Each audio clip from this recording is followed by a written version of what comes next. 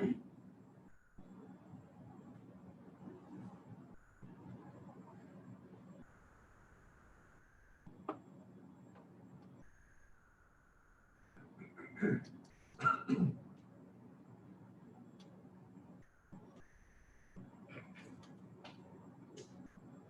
good afternoon. I'm Jimmy Richardson, the chair of the York County School Board, and this is the second of our community events regarding the start of the 2020-2021 school year. I'm joined today by Dr. Shandor and members of his team, and I'd like to just introduce the members of his team before we get started. We have Mr. Bill Bowen, our Chief Financial Officer, Tony Bladue, our Human Resources Chief, Jim Carroll, our Operations Chief, and Ms. Candy Skinner, our Chief Academic Officer, and of course, Dr. Victor Shandor, our Superintendent for the division. So on behalf of the board who are watching from home, I'd like to thank you all for joining today to answer some of the most commonly asked questions the division has received since the superintendent shared the recommendation with the board last week. So we'll go ahead and get started with the questions. And question number one, this relates to the superintendent's recommendation. If the majority of the parents selected a form of in-person instruction, either daily or hybrid, as their preference for the 2020-2021 school year, why is the recommendation to begin in a remote model? Thank you, Mr. Richardson, and good evening or good afternoon, everyone. First, I want to be clear that everyone in this room wants our kids back in school. Every principal and every teacher wants this as well. Speaking as a father, I want my 3 kids back in school just as much as every parent in the county. The survey was one piece of information used in making the recommendation, and the survey is now 1 month old. The survey results for parents in June did indicate most parents wanted their child in school in some type of in-school model, whether that be traditional or hybrid. I will share that many parents have emailed me explaining they wanted to change their position given our current spike in cases. My recommendation was based on our current rising COVID metrics on the peninsula and in Hampton Roads, also based on the Department of Labor information that we presented and our ability to staff our schools. Additionally, our ability to keep staff and students safe inside our buildings is extremely important. So regardless of whether we truly know how sick children can get from this virus, we do know they can be asymptomatic carriers, which means bringing this many people into a confined space increases the risk of community spread. If a child is exposed to the virus at school, they can then carry it at home. Thank you, Dr. Shandor. So to further on the next question, Dr. Shandor, just yesterday you took part in a conference call with Dr. Lane, the Superintendent of Public Instruction, and also spoke to local health officials. What is the most recent guidance from the Virginia Department of Education and the Virginia Department of Health? Thank you, Mr. Richardson. First, as the governor shared yesterday, Hampton Roads is a hotspot right now. Let's be clear, York County is part of Hampton Roads and is included in the new restrictions for our area, which are effective July 31st. And again, there's a number of things that he put out there, including indoor dining will be limited to 50% capacity, public and private in-person gatherings over 50 people will be prohibited, down from a previous cap of 250 people, which again, those 2 numbers were based on phase 2 guidelines. We were informed yesterday that a VDH guidance tool is in development. As soon as this is provided to us, we will share with our community and utilize for future decision-making. In the meantime, we will continue to collaborate with the Peninsula Department of Health, which is the current VDOE guidance, and our local office supports my recommendation to begin in a remote setting. Dr. Carroll will speak to this guidance specifically later during this session. We have been in constant contact with Dr. Lane and the VDOE, and we're anticipating additional guidance this week.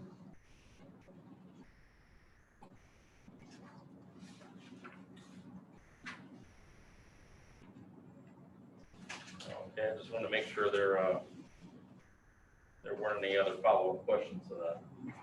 So the next question we have is, if the governor's phase guidance prioritizes K-3 students being back in school, why isn't the York County School Division prioritizing that as well? Thank you. We are prioritizing that. That was the purpose of creating the level model. Again, once we have more information about staffing availability and parent commitments, we will be able to work towards bringing our most vulnerable students in buildings safely. That's K-3, EL students, and students with disabilities. Thank you, Dr. Chandler. So during the school board meeting last week, we discussed some of the metrics that affect decisions regarding what model of the flexible framework schools will operate in. Can those be elaborated on? Yes, sir. It's important to restate that we are in ongoing conversations with the Peninsula Health Department and will continue to do so. We know that our community wants a specific statistic to follow.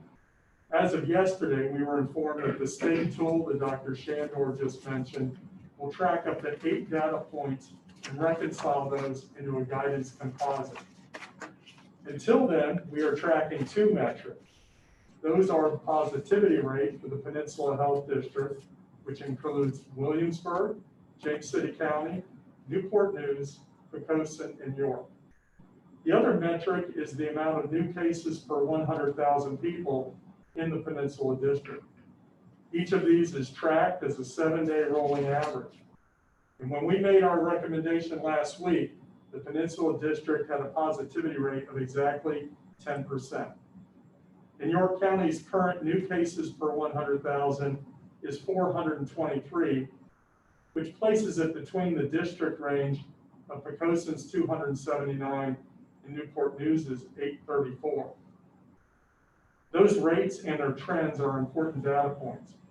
What is expected in the short term is that the positivity rate will start to fall as testing increases in our area. But the new cases per 100,000 is expected to increase in the short term. Thank you, Dr. Carroll. So the next question is, you've mentioned that staffing is a factor that affects reopening schools. Why aren't teachers considered essential staff and therefore required to report for in-person work? Thank you, Mr. Richardson. We recognize that education is critically important to the families that we serve. However, at both the state and federal level, education has not been included in the definition of essential workers. Let me give you 2 examples. First, the CDC defines essential workers as those who are involved in critical infrastructure, such as fire, life safety, healthcare, as well as food production and distribution. Second, Governor Northam, when he issued Executive Order 53, he did not include education in the definition of essential workers. In regards to staff being required to report to work, in the most recent form we sent out to our staff, 1,100 out of 1,500 respondents stated that they can report to work with no limitations. At this time, I would like to share with you some of the limitations or exceptions that are in place. So the last board meeting, if you go to the next slide, I shared the U.S. Department of Labor Family First Coronavirus Response Act, which was passed by Congress back in March. Under this act, staff may qualify for leave if they're subject to federal, state, and local quarantines, if they're advised by the healthcare provider to self-quarantine, if they have COVID-19 symptoms or are seeking a medical diagnosis, if they're caring for an individual who's been advised to self-quarantine or isolate, and 5, if they're caring for children whose child care or school is closed or unavailable due to COVID-19. So in other words, there are exceptions and staff do have these rights as outlined by the U.S. Department of Labor. So this is important information because we heard from many of our employees that may be affected by one of these factors. So next, I would like to share with you the distribution of our staff. Recently, we talked about how as division are announcing plans for returning to school. Each of these factors are important to our staff in making these decisions, and they may qualify for leave depending on the division plans.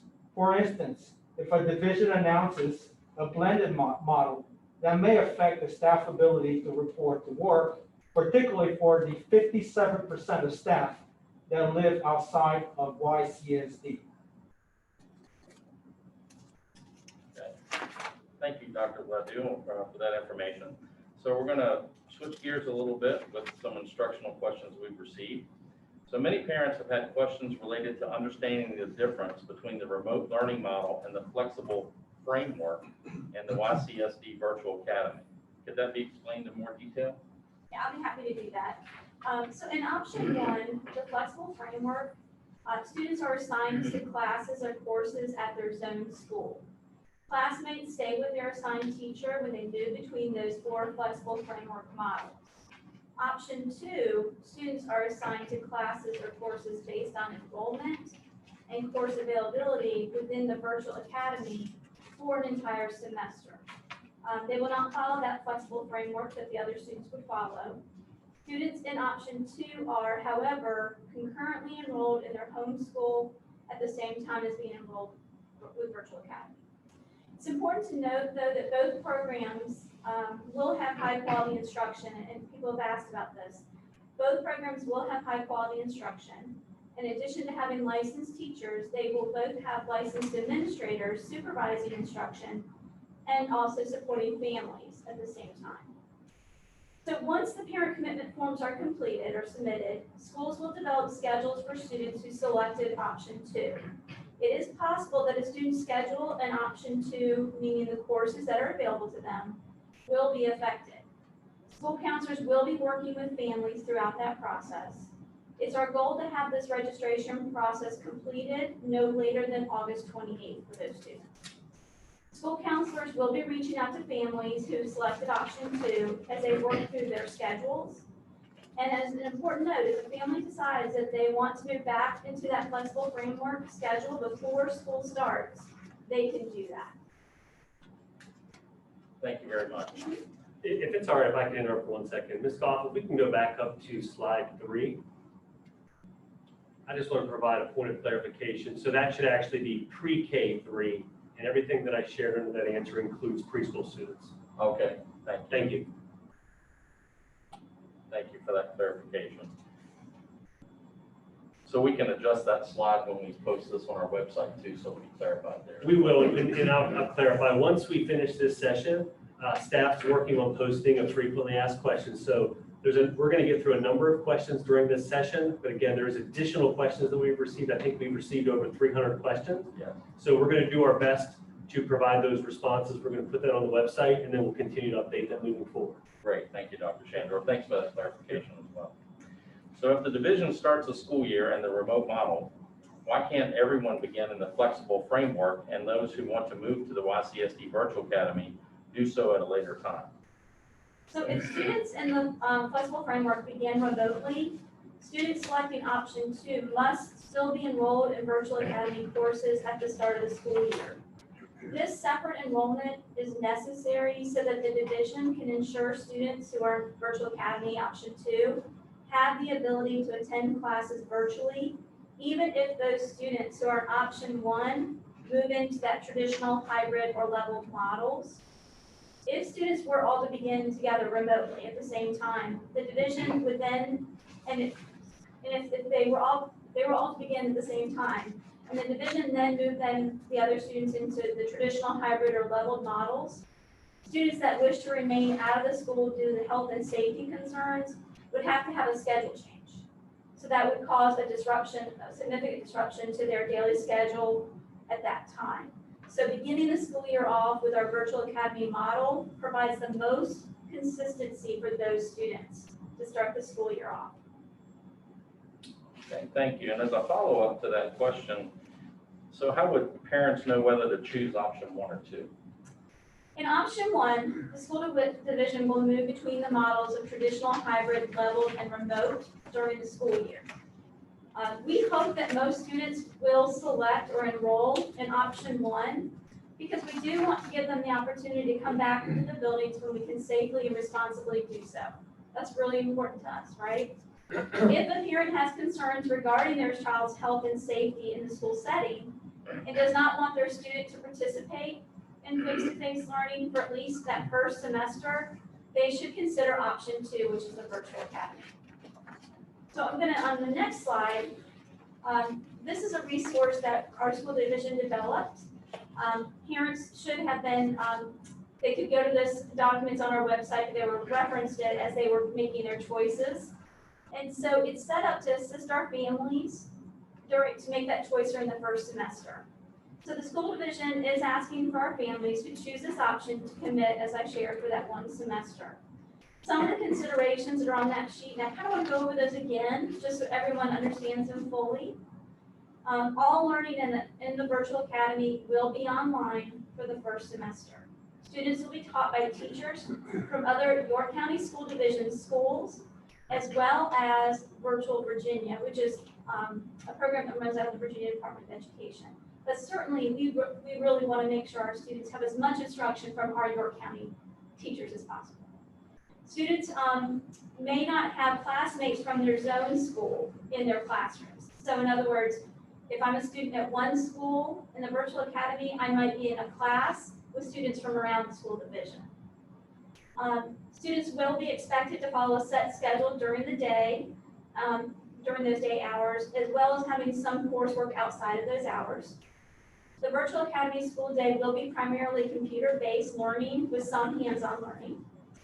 And some courses, as I've shared, and Dr. Shander will talk again later today, some of those courses may not be available that we offer in our program of studies in the virtual academy.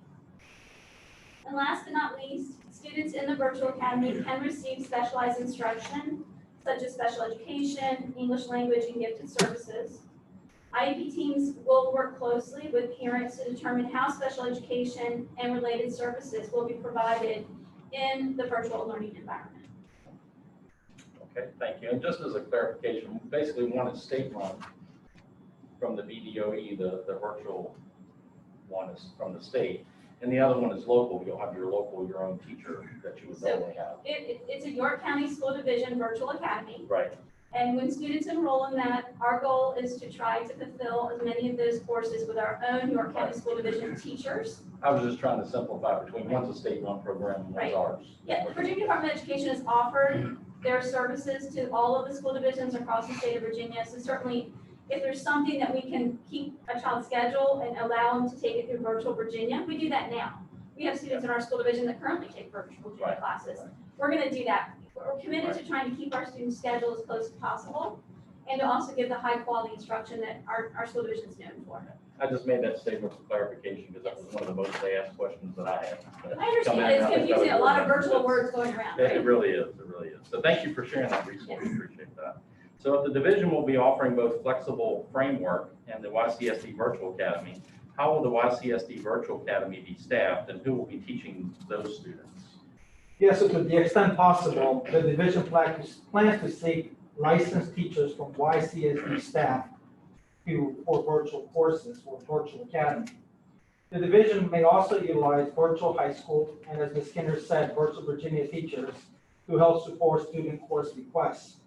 I also want to remind our viewing public that it's important to remember that even before COVID-19, YCSD had one of the most robust virtual programs in the state. Many of our teachers are already familiar with teaching online and will be able to teach virtual academy. I also want to reiterate what Ms. Skinner said. Often we use Virtual Virginia for courses that are difficult to staff or difficult to find. That's been a practice that I remember has been going on for at least the past decade. Thank you very much, Dr. Gladue. So Ms. Skinner also mentioned that the YCSD Virtual Academy students remain a student of their zone school and have access to all school programs such as clubs and athletics. Is that accurate? Yes, sir. A student is still tied to their home or zone school. Think of the Virtual Academy as more of a separate program within that school that runs for the entire first semester. As far as school programs and extracurriculars, these will be approached individually by the schools and their sponsors or coaches.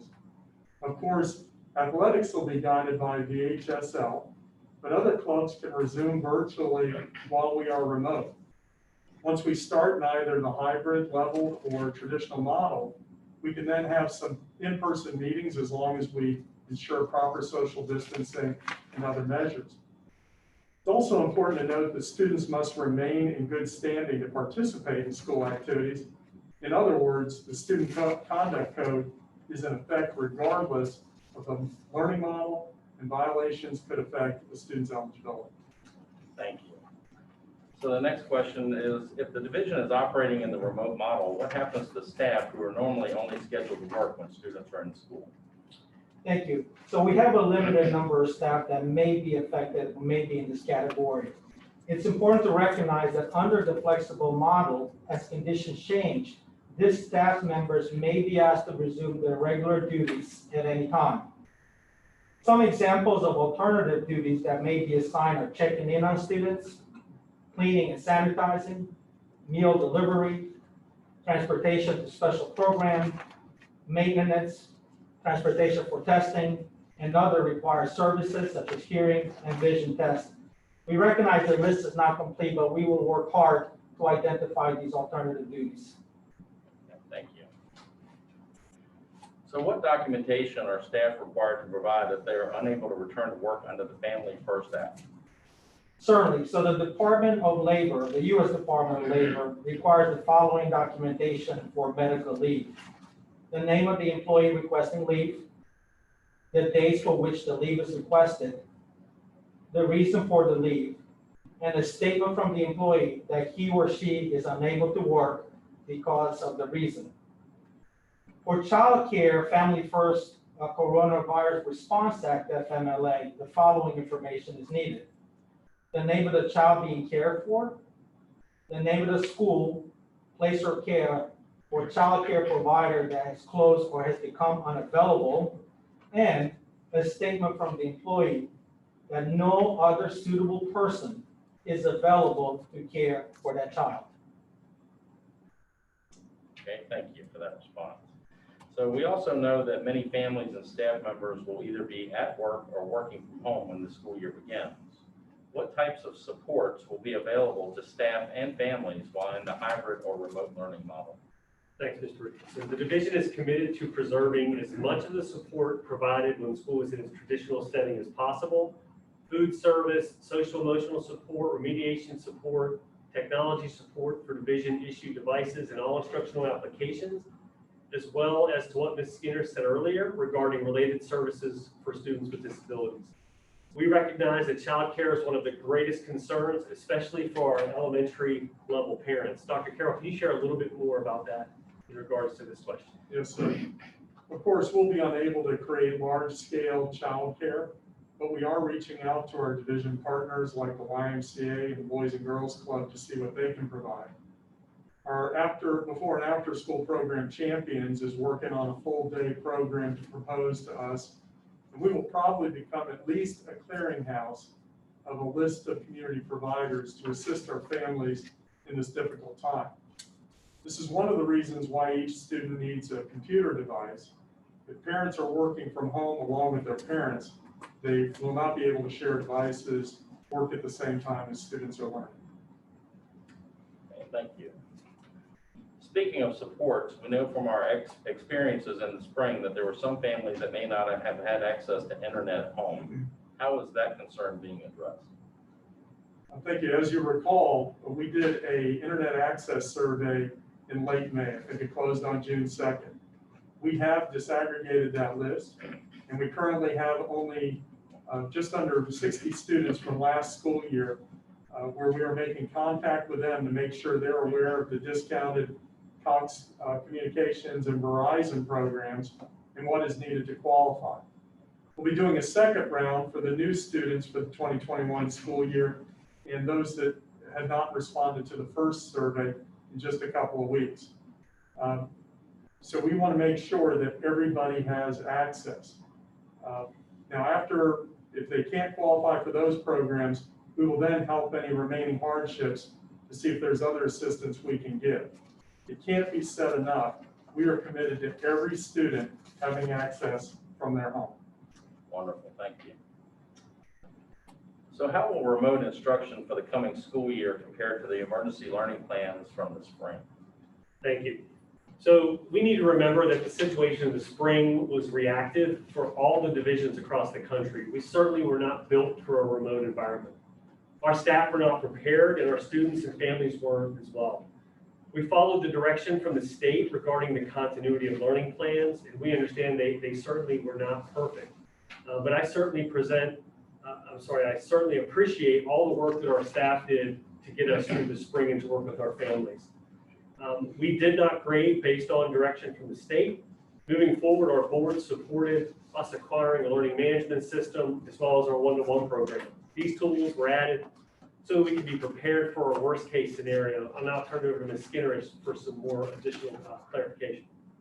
So the next slide, we shared this the other evening, but I want to go over this again, just the differences between the spring and the fall.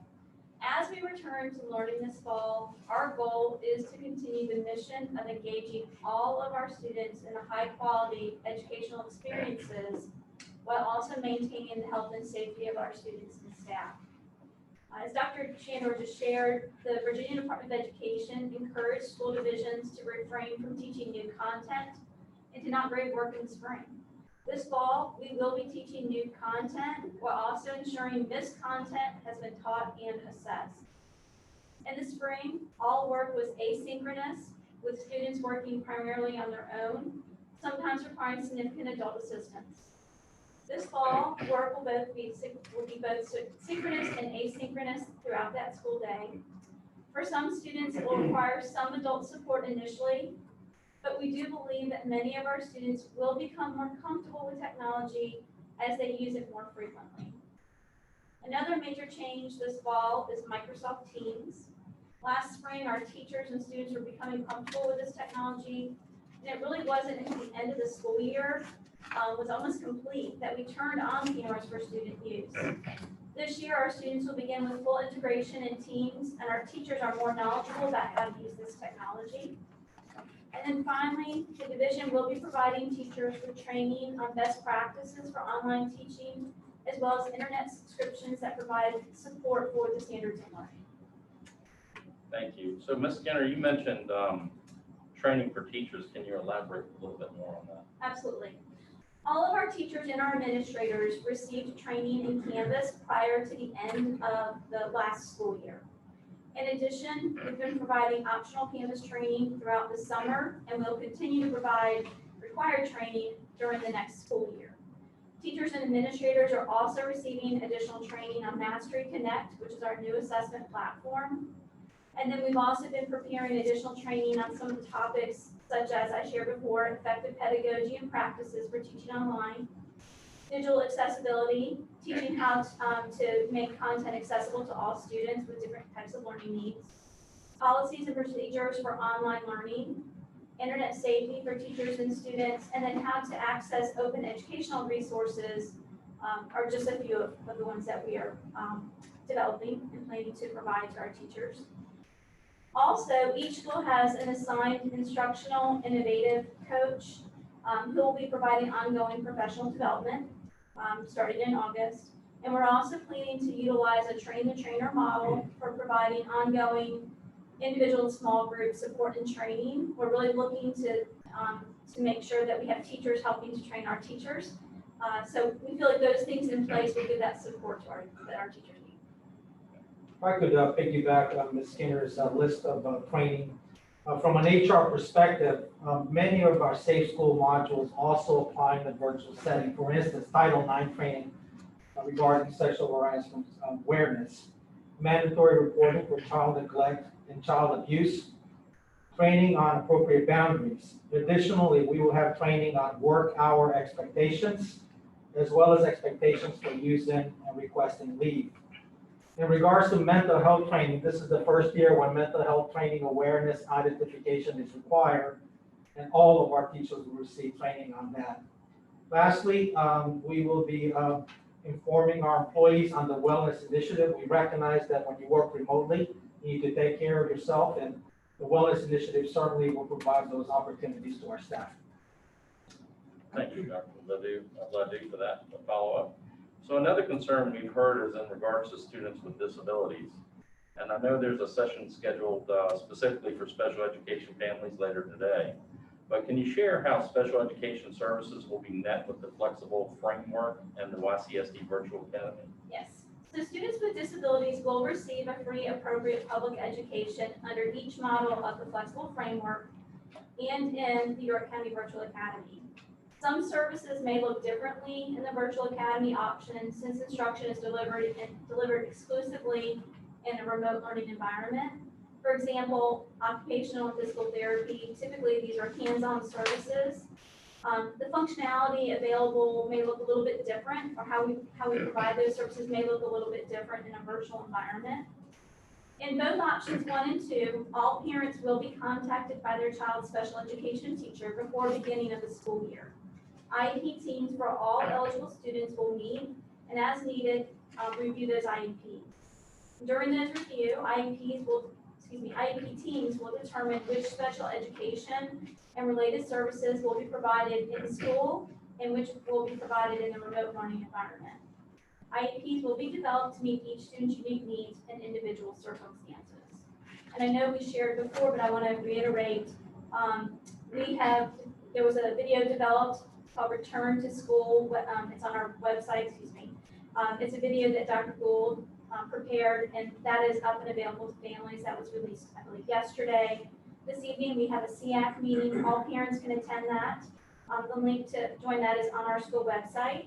And then we started our hotline number for our special education families that opened today. Thank you.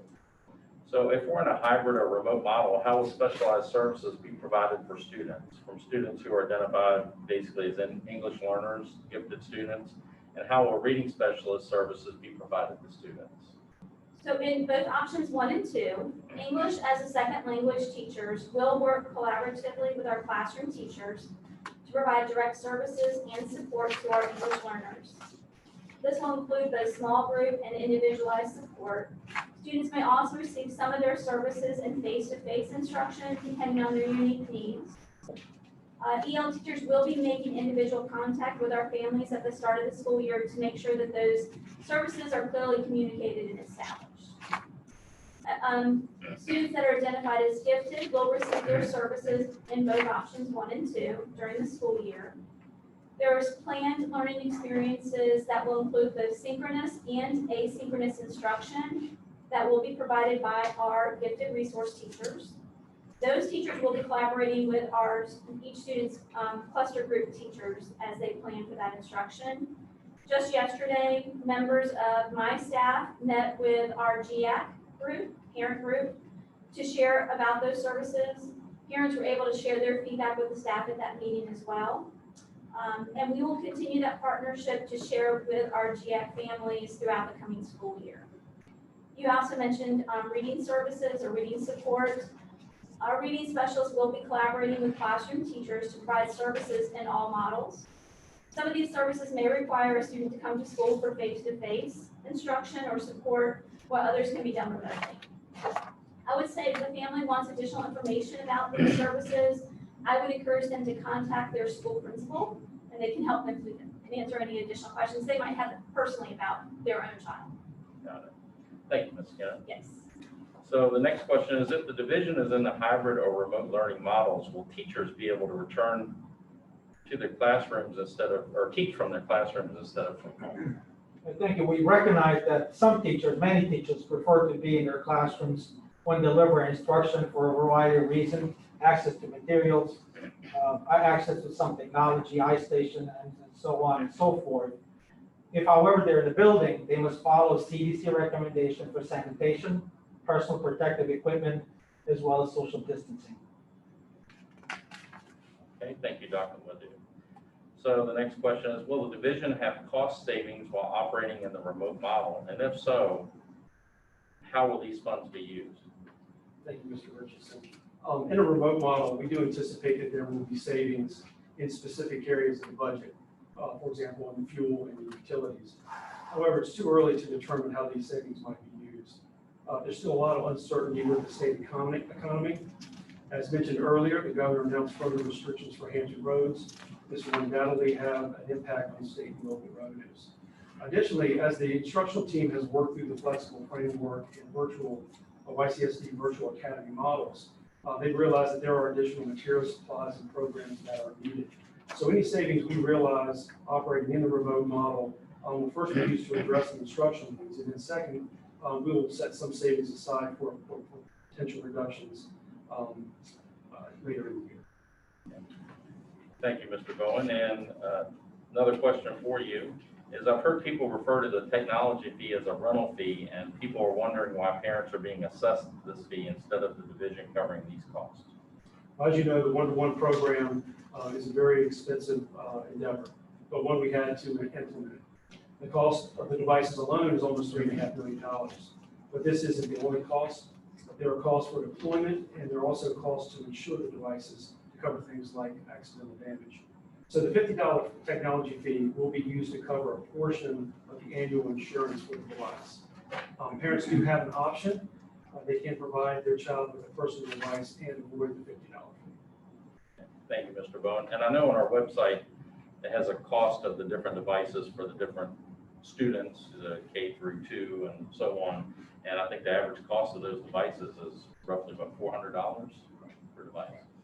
I would point out, we looked at that website earlier today. There is a back order on those devices. And there's no immediate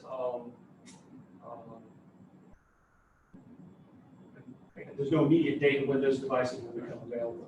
So while the pricing, the parents can link to the website and use our vendor for the pricing, which is excellent pricing, please know that the devices are on back order. So thank you for explaining that. So the next logical question is, when will those fees be collected, and how can parents pay if students are not in school in September, followed by what options do families have if they cannot afford the fee? Thank you. Parents have two options to pay. They can either pay by check or they can pay by credit card. Payments made by check, we'll ask that the families direct those checks to the student's home school. Payments made by credit card will be done through Rycor. And Ms. Richardson, if you recall, the parent commitment form that went out earlier this week, that was sent to families through Rycor. So parents will use that same system to pay their fee. In addition, parents will be required to sign an acceptable use policy for technology. This form will also be available in Rycor for parents to sign electronically, whether they pay by check or whether they pay by credit card. You asked about affordability. We understand that these are difficult times and many families are struggling financially. First, I would encourage families to fill out the application for free and reduced meals. The link to this application can be found on our website. And if family qualifies, the fees will be reduced accordingly. So for example, qualified reduced students will pay $25 and there's no fee for qualified free students. We ask that families who intend to apply for the free and reduced program hold off on paying their fees until they receive confirmation of the status of their status.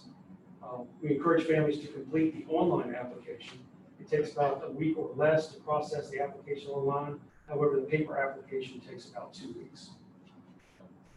If the family does not qualify for free or reduced, then we ask that they contact their child's principal for other options.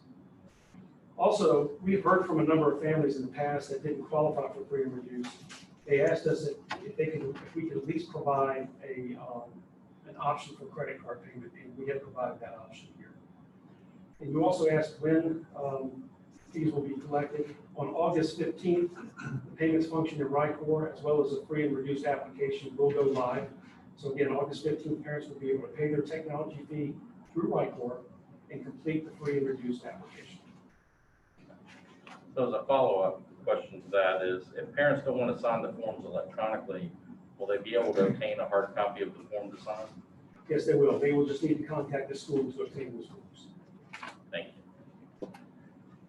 Our next question is, if the school year does start in the remote model, when and how will students receive division-issued devices and other typical school-provided supplies?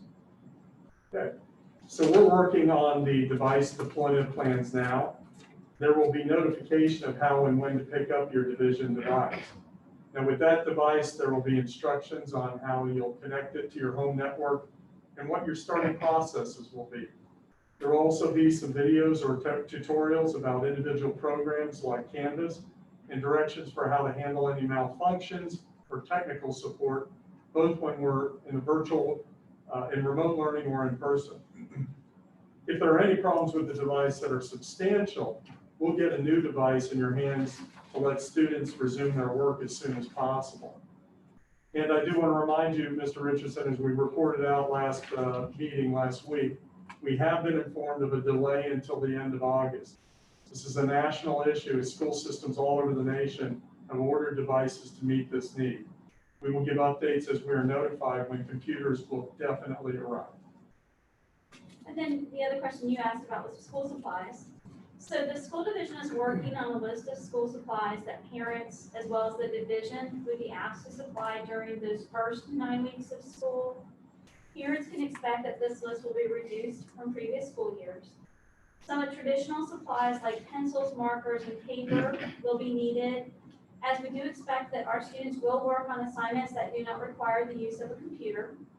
Additionally, the division is working to develop a list of items that will be supplied to students to support their remote learning.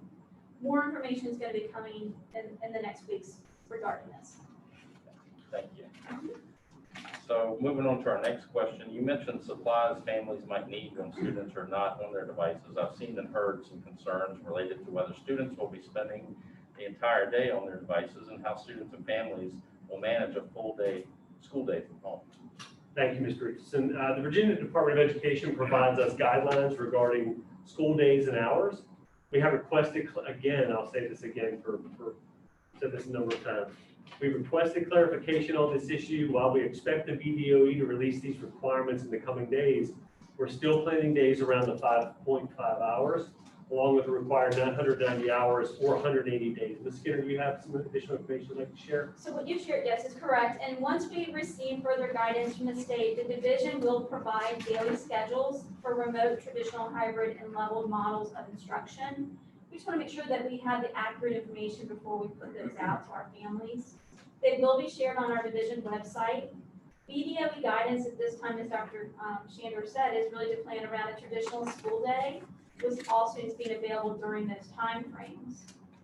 While students would follow a school schedule, I do want to say that students would not be expected to spend an entire day on their computer. We will be giving guidance to our teachers as to how much time is appropriate. We really are waiting for more information from the Department of Education to make sure we're giving accurate information.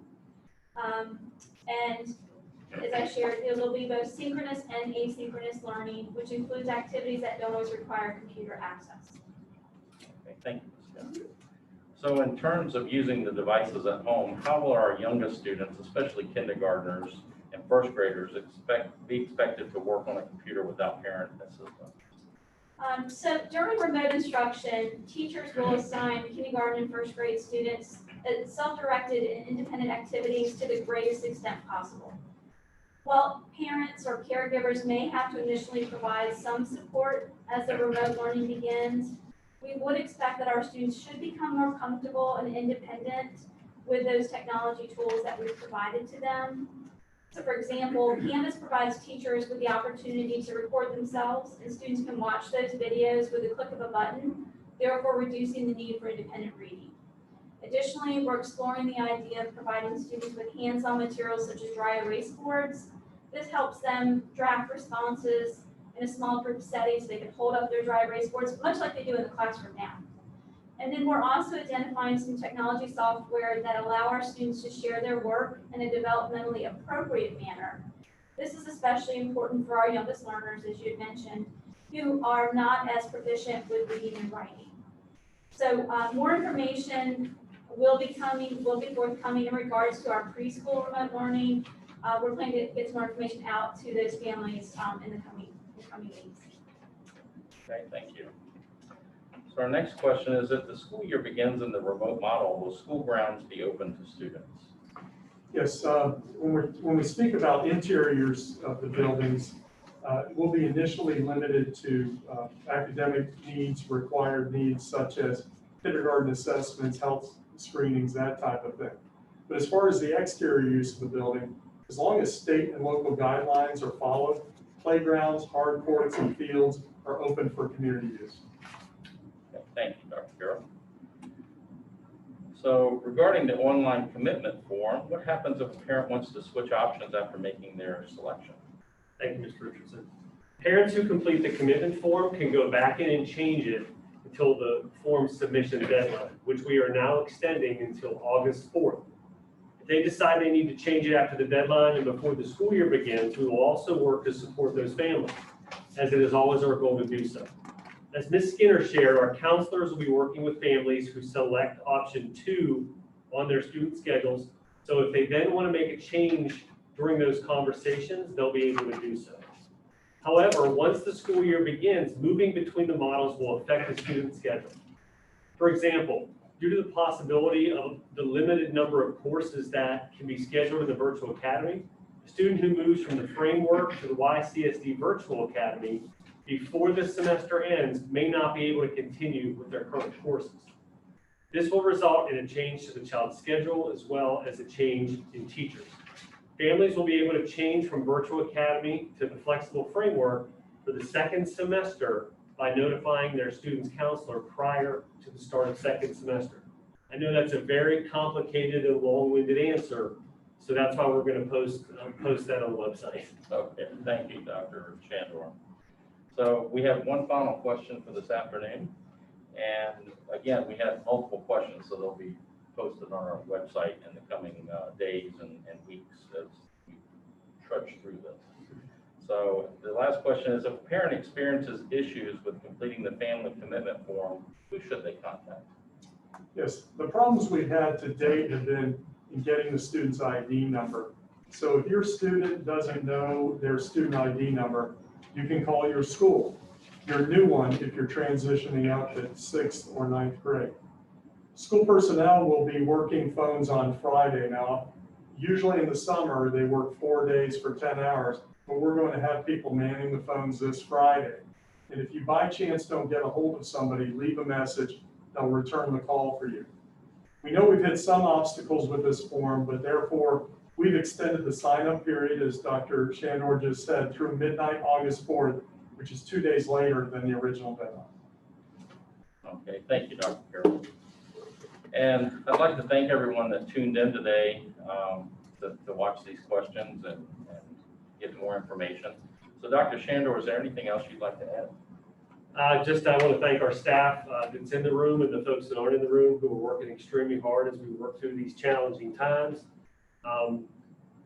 All the information will be posted. Ms. Goff will continue to post information on the website, and we will be posting the responses to the frequently asked questions as well. So I also appreciate the board members who were on the call today as well to listen into the responses to those questions.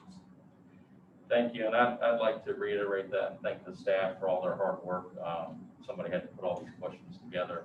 There were over 300 of them, and to try to do the frequently asked and then initially try to answer those questions and post them on the website. And the staff already has their own normal duties to get ready for school, and then on top of that, we have new initiatives that we're trying to implement. So it's a lot of work. It's very stressful, but we're working through it. We've got a great staff to work with. So thank you very much for that.